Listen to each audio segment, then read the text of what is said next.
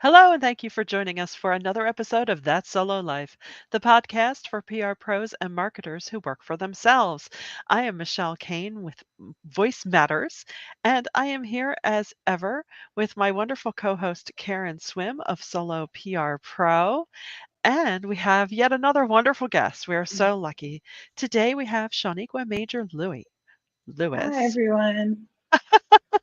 Sorry, I popped in both pronunciations of your last name. I Hey, couldn't I'll help take it. myself. I love it. Oh I my love it. gosh. I'll take both. But she is affectionately known as Major, and Yes. she's committed to living a life filled with impact, purpose, and community.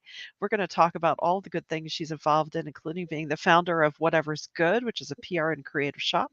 And she's the founder of Major's Project Pop, which is a celebrated organic and vegan popcorn company that Yeah. shifts nationwide. Delicious. Welcome, Major. Thanks for coming on the show today. Thank you so much. I have to steal that entire intro. I'm like, that sounds really good. That's me. I love that. Thank you so much for having me today. I really appreciate it. And I'm so excited for this conversation. Oh, we're so excited. So, since this is a show about PR pros, we'll start with the PR Yes. part, right? Yes. So, what drew you to PR? What career path led you here to fighting? Well, yes. So I grew up in upstate New York. I was a part of a military family as a child. My parents actually divorced at a young age, but we ended up staying in upstate New York. So I basically grew up on a military base. And I had all like growing up my entire life, I had always thought that I would grow up to be a dance instructor and own my own dance studio. I was a Oh, part of like dance crews and step team and all these different things as a kid, all the way through high school. And I remember going to tell my mom, hey, I want to open up a dance studio. And I know she meant well, but I don't recommend parents do this. She like looked at me like dead in my eyes and said, you need to get a real job. And I'm like, I mean, I thought that was a real job. So by that time, we had already moved back to Florida. She's originally from here. And I was going to the University of Central Florida, and they had these degree catalogs. And I thought, well, I guess I can just sit down and thumb through and figure out what degree sounds like something remotely close that I could do. And I stumbled across advertising and public relations, which is a dual major at that university. And I thought, well, I mean, I guess I can try it. I like to write, I like to talk. There was a PR show that was out. I think it was on MTV at that time. And I really liked the way that the women were like navigating throughout their lives. So I thought maybe I could give this a try. So it's actually a closed program. So you have to apply for it. I did all the work that I needed to do to get into the program. Thankfully, I was accepted, and I found out that it was something I was actually really good at. And I decided to go with the PR track versus advertising because I did 9 internships in college, and all of them happened to be PR. So I figured this was probably what was meant for me to do, and that's how I got into it. Wow, well, that's such an interesting background. And yeah, I had no idea about your dance and step Yeah, love of that. Oh that's so my God, cool. yeah, it's amazing. yeah. That's wonderful. That's PR is wonderful. its own kind of dance. Oh, Right? it's a lot of dances. Yeah, no. And Yes, like it's all about even rhythm, right? Finding your right. rhythm. You're so right. It's a lot of hurry up and wait or a lot of just being nimble and ready to rock at any Yes, moment. But what we really love absolutely. is that a key pillar of your business is communicating with dignity. Can you tell Yeah, us a little bit more about how, I mean, I'm sure it's always in the back of all of our minds, but how is hmm, it that you decided, no, this needs to be at the forefront and in my day to day? absolutely. So for about 12 years, I worked for, I spent my time between two different PR agencies. So I'm like a lifer in the agency world. I Yeah. stayed at agencies for a very long time. So I was at one agency for six, no, 11, and then the other agency for 5. And during those times, I didn't clearly identify the word as dignity, but I just had a way of working with my clients that was filled with integrity. And for me, Yeah. it was very important that I lived that out regardless of who I worked for or what their values were. I just, I always listened to my supervisors, but I always had my own way of managing clients because I always felt like they're investing X amount of dollars. into this company to do work for them, and I'm the person that's responsible for it, I owe it to them and to myself to do right by them. Mm. And, throughout the pandemic, I was still at an agency at that time, and just so many things were happening, so much social unrest, there were so many social justice issues that were popping up.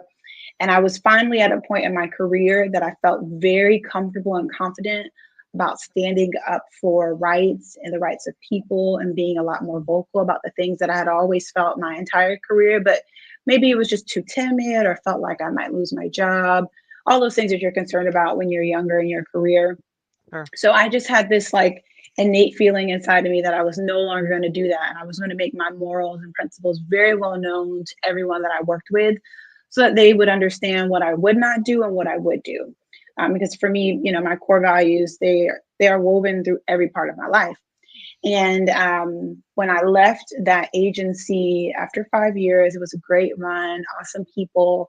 I really made the decision that, I needed a break just for like a month or so because I was exhausted, and as we all were throughout the pandemic. But I determined that when I created my own shop, that I really wanted to lean into this dignity piece, working with reporters to tell the right stories and making sure that their angles are right and that they're communicating about people from various walks of life with this term dignity, which is so often not properly used well at all in journalism. And it's funny, I was listening to a podcast on NPR maybe a week or so ago on vacation. I can't remember the reporter's name, but she basically talked about news fatigue and how even her as a reporter, she has to like really monitor how much news she's consuming every day because it just makes her so tired. But that she's been actively working on reporting with dignity because they work so fast in the newsroom, and news is around the clock. Everybody's trying to get their first hit. Sometimes reporting about people, especially people of color, or about neighborhoods that are disenfranchised or that the majority of people don't live in, the lens that they report through is typically incorrect. It's normally hearsay, assumptions, maybe some data that they pulled off, a website. But I found, and especially more recently with some of my clients, that that's not enough. And it's my responsibility as a publicist to train people Mm. to properly communicate about, particularly my clients, but even more broadly, people of color and neighborhoods that, again, just have this certain stigma attached to them based on publicity or the way that people have communicated about them for generations. So I've done a lot of things more recently to help make that easier when communicating with reporters that I can share a little bit about if you're interested in that. But it's something that is so important to me, and I try to literally tell everybody about it as much as possible because I feel Yeah. like if people reported more with dignity, and if publicists and just in general, if we just work to uphold the dignity of people, this world would literally be a very different place.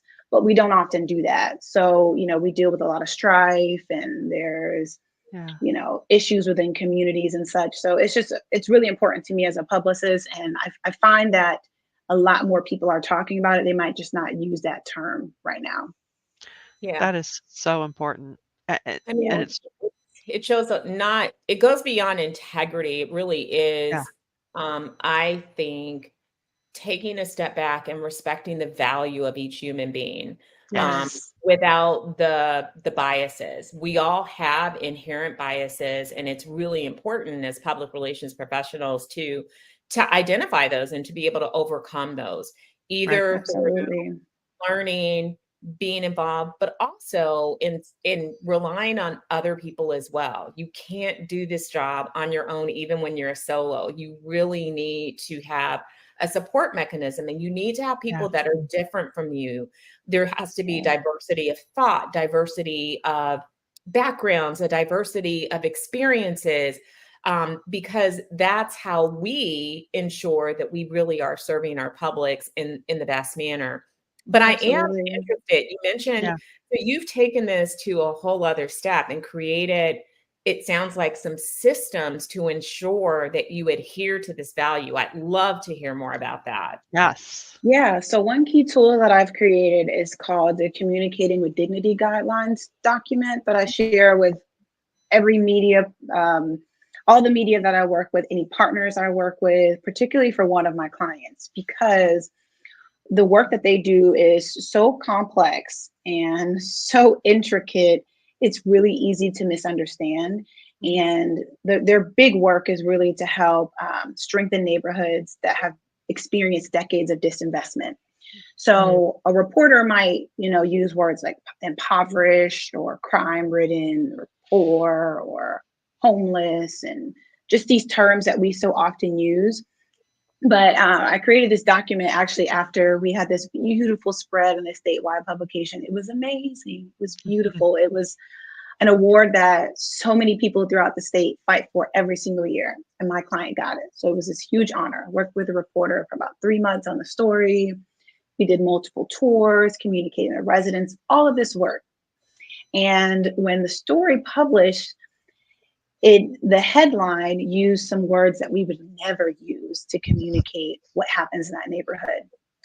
And I just remember looking at this and saying, and just feeling so defeated at that moment because I thought I cannot hand this to someone who lives in this area and know that they would feel dignified by reading this. Even though the rest of the pages were beautifully written, it was amazing. Someone had decided on their news team that these were the words that best encompass what was happening in that community, and they weren't true. And it was that moment where I said, it doesn't matter how many tours I have, no matter how many interviews I book with people on staff and residents, sometimes people just need something that they can refer back to, you know, go back to and look at it to make sure that they're in lockstep and that they're reporting accurately. So I created this document. It definitely gives a much better overview of how to communicate about the people in these neighborhoods that you don't know, that you Right. only have perceptions about based on maybe what you've reported on or what other stations have reported on. And it's funny because a lot of people that I communicate with now, they ask like, hey, can I borrow that? Can I see that? Because it was I think it was, I don't know if it was Stanford. Stanford did a report, maybe it was in 2020, about nonprofits and how utilizing words like poor and crime ridden, Mhm. they actually don't get you more donations. They don't pull at the heartstrings of people, and they actually don't benefit the people that you're trying to uplift. They Right. keep them in this place because they start to identify with those terms.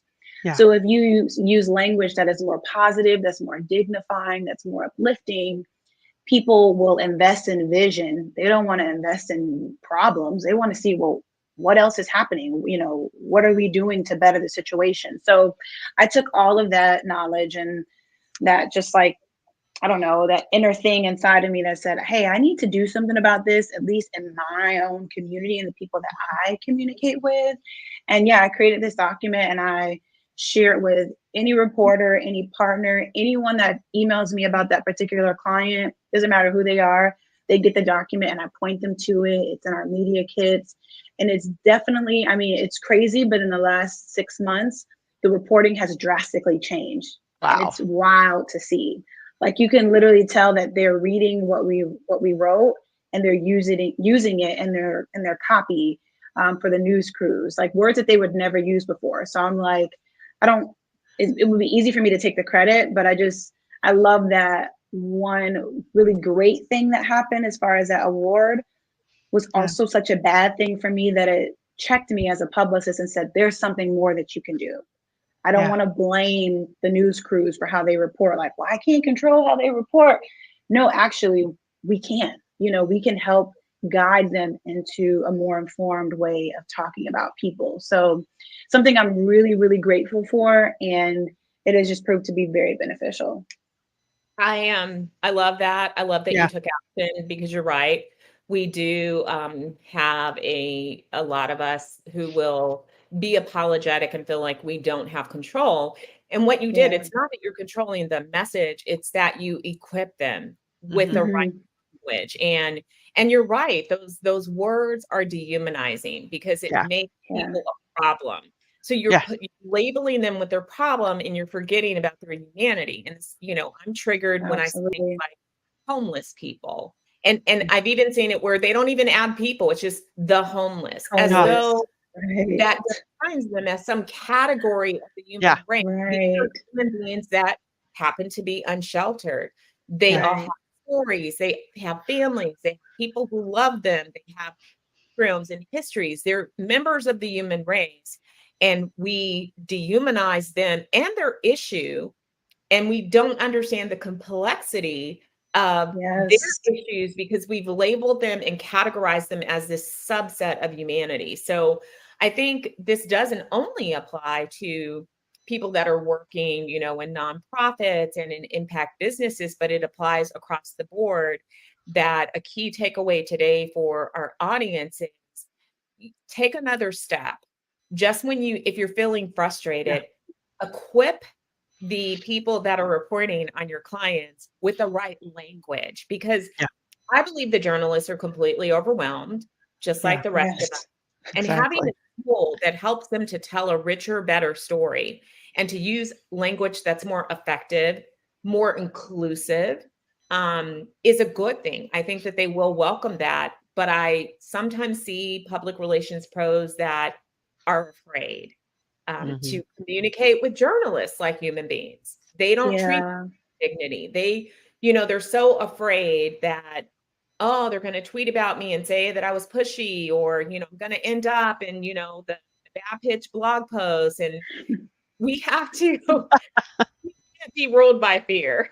No. No, No. we can't. We can't. And I We can't. and I think reporters, and I mean, my approach with any reporter throughout my entire career is to not treat them like a reporter, is to treat them like a human, you Right. know? Right. I never want to only reach out to someone I need something, right? Right. It's like sometimes it's just sending them a message to say, "Hey, I was thinking about you," or "I read your story, it was amazing," or helping them out even when it's not your client. I found that doing some of those things just helps break the barriers down so that when I do need to help coach them a little bit or give them a little bit more wisdom on how to communicate about something, they're open to it because I'm not just that pesky, publicist who keeps bothering them with pitches that aren't relevant to their beat. Yeah. Um, you create a rapport that's just so much more engaging and Yeah. trustworthy that they're open to hearing about what you have to say. Yeah, because at the end of the day, we all just wanna do a good job, and I think I'm Yes. I'm willing to bet the majority of reporters receiving that document are saying, "Oh my gosh, you are so right. I can't Yes. keep perpetuating these terms in this language just because it seems to flow easily, and, that it may unfortunately be secondhand," and you think, "Wait a second, no, we need to check ourselves and how we're framing Absolutely. things," because that influences how the public thinks about these humans and Yeah. these situations. So it's really important stuff. That's well, I've gotten my inspiration for the moment for that. That's great. Mhm. Definitely. And Yeah, this leads perfectly into our next question. When you talk about dignity, you also are very much an advocate for diversity, equity, and inclusion.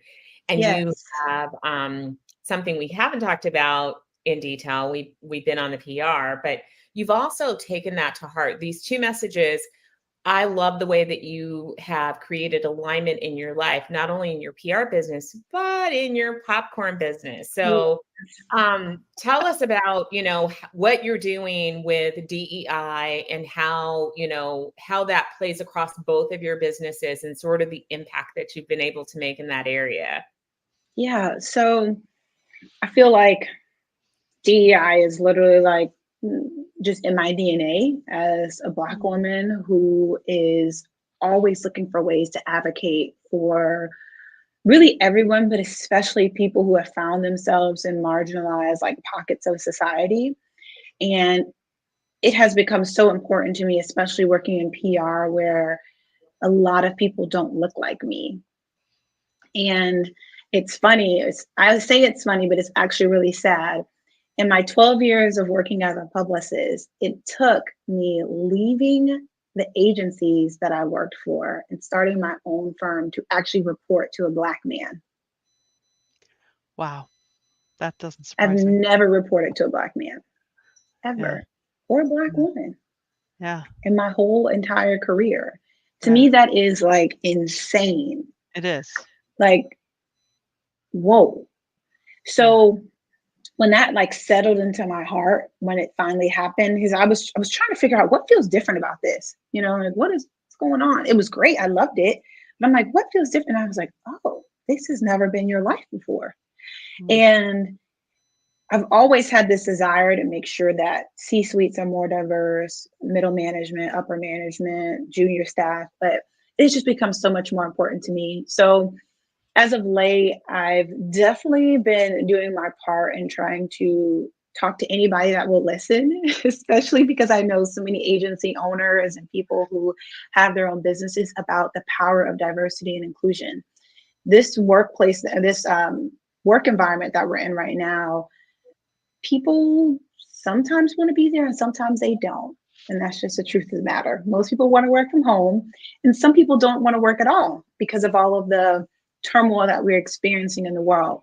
But if you're looking to hire someone, especially if, as I say, I'll just use myself as an example. If I go to your website and there is no one that looks like me, or maybe one person that kind of looks like me, or maybe there's a couple of people from the Asian community, maybe some people from the Latin community, like I might feel a little bit more comfortable. But if there's no one that looks like me, it tells me a lot. It tells me, one, you have not invested in diversity. And a lot of people say, well, we look, but we can't find anyone. There are so many qualified people of Mhm. color who work in communications to say that you can't find them. So it shows me that you're not diverse. It shows me that there might be some cultural nuances or things that I might have to come up against working for your firm and for you. It also tells me that I might not be understood at all times, and Mhm. that I might not feel like I'm truly a part of something, because we won't go on that tangent, but people who are like one of 30 in a workplace, there's just so many things that you deal with on a day-to-day basis that really no one can understand. And I dealt a lot with that over my career. So I Mm. understand it very personally. So I'm always advocating for people to do the work. Find someone, talk to someone like me. Ask me, hey, how do I create a more diverse work environment for people Yeah. that work here? And I don't Yeah. care if you're Black or whatever. I think all firms should be diverse. I don't think that, because if your firms aren't diverse, then there's really only maybe a couple of people that you can work with client wise, and they got to be talking to a certain audience. Because I think you do your clients a supreme disservice to ever try to properly promote to a community that you do not have any type of connection with within your agency. It's just Right. not good. Then No. you're just kind of making up stuff, having to hire out someone to support who's not really, internal. It just becomes, it's not good. So I'm always advocating for people to look at their firms. Take a look at your own website and see, like, if I were someone else, would I want to work here? And if that's not the answer, invest in someone who works in the DEI space and help and ask them to help you. Now on my on my popcorn side, I mean, I just light up when I talk about popcorn. This is so fun for me. But um, the POP and Majors Project, POP means people and purpose over profits. So people mean so much to me, right? And upholding the dignity and all the things that we talked about before. So for me, it's really important that I show up as my authentic self with this business, Mhm. because when I first started, I did hear a couple of people say, like, are you sure you want to show your face? Like, some people might not want to support if they know you're a Black owned business. I was like, I battled with that for a little bit. I'm like, maybe. I mean, I don't know. I don't know who's out there, like, if they're going to be interested in buying from me or not. I mean, I know that sometimes can sway people, but when somebody puts that bug in your ear, it's like, oh, I wasn't even thinking like that. Yeah. And then somewhere down the line, maybe maybe like a year or so in, I was like, forget that. They're going to get this face and they're going to know who's behind it. And my hope is that I inspire other people who look like me or other women in the world to say, like, you can literally go after your dreams and start something. I had this popcorn company. I started 8 years ago. 8. So I was working as a publicist full time for an agency and starting a job. So I was, in my mind, I think I was inspiring a lot of people. I was showing people you could have a side hustle and have a full time job. I'm a Black, woman operating in this world. You can do it too. And to see people that come up to the tables at events, and little girls and little boys who are just inspired to hear, oh, is this your company? And I'm like, yeah, this is my company. And I walk them through my story. It just shows them that, you can actually do something that you love and Yeah. make money from it. A lot of people don't see that as a possibility for them at all. Mhm. So for me, it's just so important to just live my life as authentically as possible so that I can be like a living, breathing example that it doesn't matter what your ethnicity is, what your gender is, like joy and happiness in the workplace of whatever you choose is a possibility for you.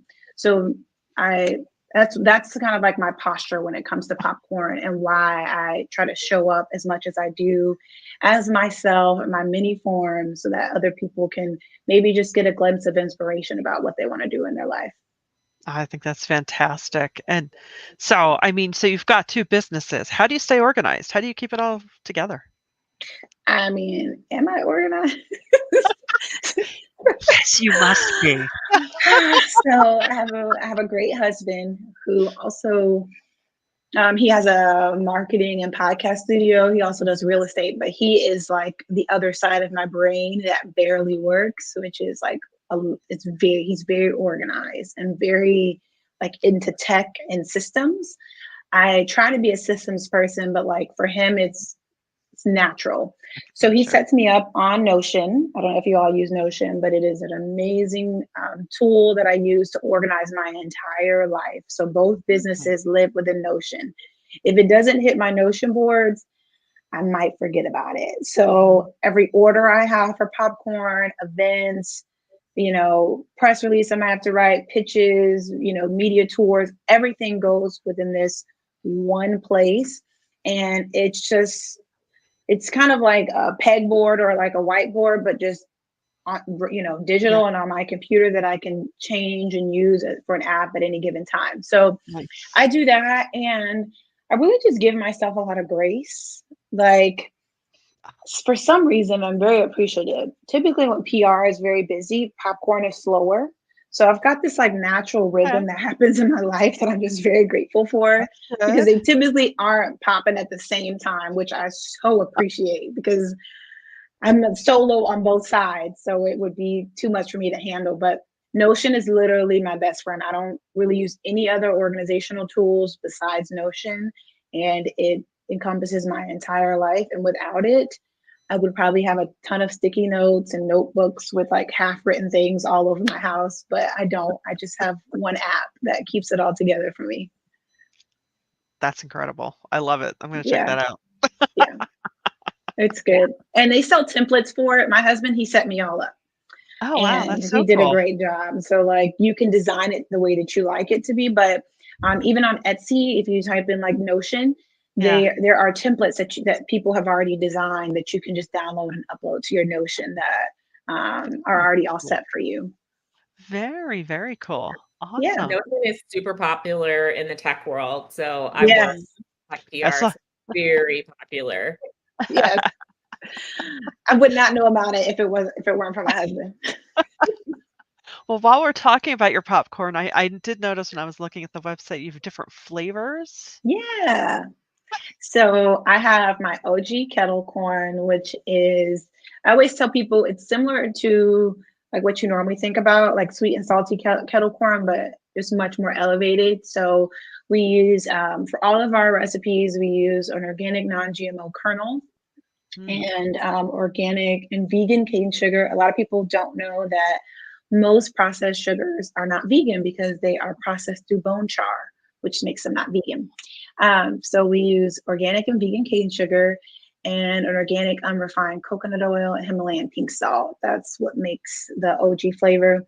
And then I know Karen just ordered her lemonade. That is a limited time summer flavor that we have. We also roll out peppermint during the holidays, which is so good. It's literally one of my favorite things that I've ever made and that I have ever eaten in my life. I love it. And we're about to roll out pumpkin spice. We'll be right in alignment with Starbucks when they roll it out. We'll be right alongside them rolling out pumpkin spice. And then I have a 24 karat gold popcorn, which is basically our OG flavor, but with 24 karat gold edible flakes. So that's perfect for like client gifts or holidays or someone's birthday or an anniversary. Well, if you're listening to us and not watching us, Karen just made that face of absolute joy when you mentioned that flavor. Because my And 2 absolute favorite flavors are 24 karat and the lemonade. Those are I love them all. I haven't had So the good. peppermint, so I'm looking forward to that Oh, or the pumpkin, well, you but have to ask Ginger about the peppermint. I love those flavors. And Yes. I'm not gonna lie to you, somebody was coming to the house the other day and my popcorn was on the counter and I hid it because I did not want anybody to ask me to taste it, which is kind of mean. It's like, I was like, oh, let's try this popcorn because That's so funny. Oh, You could I've just send them definitely to the website. We'll just yeah, give them a taste yeah, and then send them to the exactly, website. exactly. I will gift you some popcorn, but please keep your That is so funny. I want to get into it. I don't want to be the mean girl that has somebody over. Oh, That's fine. It's a nice way just to avoid controversy. Just put it uh, away. I'm Put it sorry. away. And not even Oh, I'm definitely gonna have to place an order because I am the person who we have our little small town movie theater. I've been known to Yeah, just pop in to get popcorn and take it that's home. so funny. I I don't yes. wanna love see a that. movie, just This give me a will change your bucket. life. And for the people who, are out there and think, vegan is some form of wokeism, Oh, please do not get it confused. It is vegan. It is delicious. Vegan does not mean tasteless. It It can is be both. absolutely, no. you can feel good about eating this because it is healthier than your typical popcorn, but it is delicious. Delicious. Yum, Yes. I yum. always tell people the things that all of us love in life are vegan already. We love Yeah. onions, we love apples, we like carrots, we like potatoes. All of That's those true. things are vegan. A lot of So, people don't you realize that know, those movie theaters, a lot of that movie theater butter is flavorful. It's vegan it Oh, too, is. by the That's way. really true. So you think you're getting butter, but you're really not. I've had it Yeah. before. So Yeah. how about that? Yeah, yeah. Ooh. that's another So podcast episode. yeah, right? So when it Yes. gets down to it, if you had to choose, which I know I'm a little annoyed with, like, what do you mean? Do I have to choose? I don't want to have to choose. But if you had to choose, would it be PR or popcorn? Ugh. Uh, well, okay. So I'll tell you this. This is probably not the answer you're looking for, but I'll tell you this. It's So okay. when I was working for my last agency, I really felt this tension of not communicating to people about what I did outside of work, which was popcorn. And it meant so much to me because I really feel like popcorn to me is not like it's less about me making popcorn and more about the impact and education that I get to do while Yeah. making it. That's so important to me. Um, so a big part of me leaving that job, aside from me being really exhausted and wanting a change, was really wanting to be able to pursue both the things that I love in my life at the same time. Mhm. So I would say that I would have to keep both. Yeah. No, well, I won't I, choose. Yeah, honestly, I think you can do your PR through your popcorn. I mean, that's your you story. can.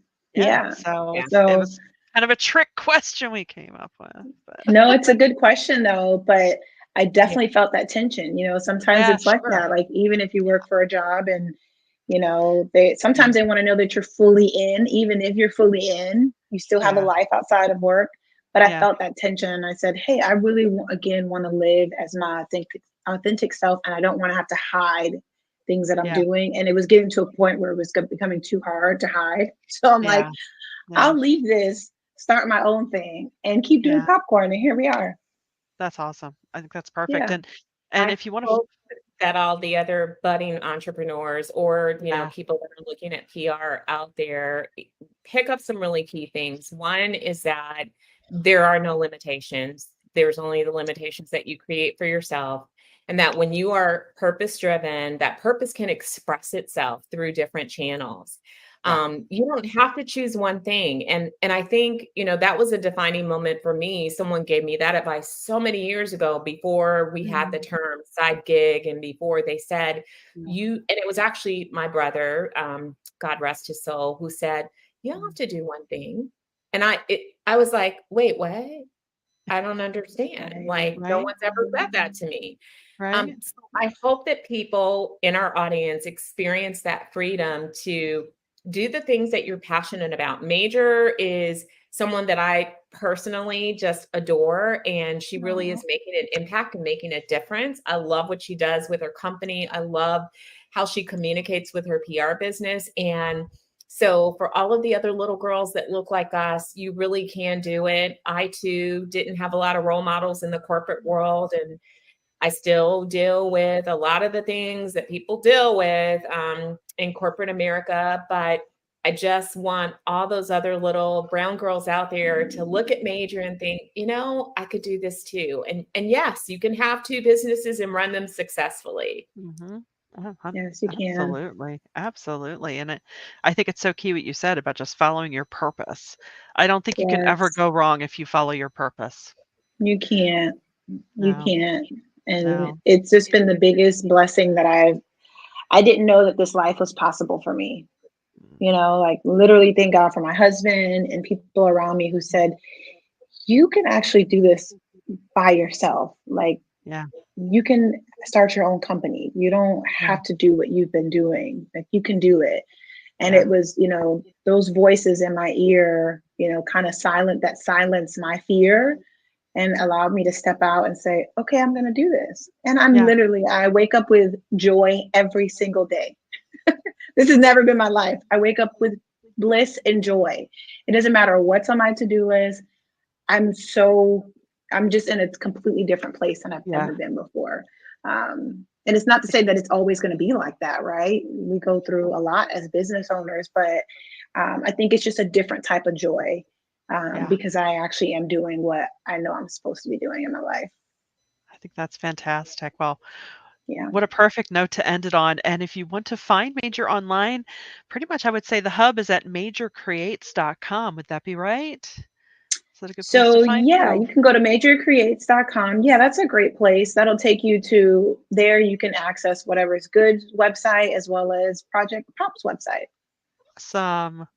Well, Yeah. gosh, we can't thank you enough for spending some of your day here because I Thank know you for having really me. with 2 businesses to run, you got a few things going on, but yeah, we I do. just can't thank you enough.